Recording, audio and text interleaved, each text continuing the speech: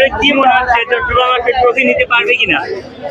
বিগত ম্যাচগুলো অনেক ভালো খেলছে, আমরা অনেক দূর থেকে আসছি, এখন আশা করি চট্টগ্রাম ট্রফি নেবে। কারণ বিগত যতগুলো ম্যাচ দেখছি আলহামদুলিল্লাহ অনেক ভালো লাগছে, তারা অনেক পারফরমেন্স করছে।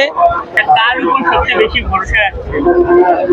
আমরা তো যারা ওপেনিং করে তাদের আশাই করি, তারা যদি একটু ভালো পারফরমেন্স করতে পারে, একটু টিকে খেলতে পারে, তাহলে আশা করি তারা অনেক ভালো খেলবে। বিশেষ করে আমাদের চট্টগ্রামে নাইম শেখ আছে, যাকে অনেক টাকা দিয়ে, সর্বোচ্চ টাকা দিয়েছে, তার উপর একটা ভরসা আছে, যার তাকে যখন টাকা দিয়ে কিনছে, তারা যদি এই দিক থাকে, নাইম শেখ আমাদের জন্য ভালো একটা কিছু করে। শরীফুল কিন্তু এখন পর্যন্ত টুর্নামেন্টের সবচেয়ে সেরা হ্যাঁ, উইকেট টেকার। শরীফুল তো ব্যাটিং এর দিক দিয়ে, বোলিং এর দিক দিয়ে আমি বলছি, বোলিং এর দিক দিয়ে শরীফুল অনেক ভালো খেলছে। তার গত ম্যাচেও পারফরমেন্স অনেক সুন্দর হয়েছে। হাড্ডাহাড্ডি লড়াই হবে। হ্যাঁ, এটা তো অবশ্যই, যারা ফাইনালে খেলে তারা অবশ্যই হাড্ডাহাড্ডি লড়াই হবে। রাজশাহী গত ফাইনাল ম্যাচেও ভালো একটা পারফরমেন্স করে উঠছে, তারা তো অনেক ভালো ভালো প্লেয়ার কিনছে। তবে আমরা আশা করি চট্টগ্রামে কাপ নেবে।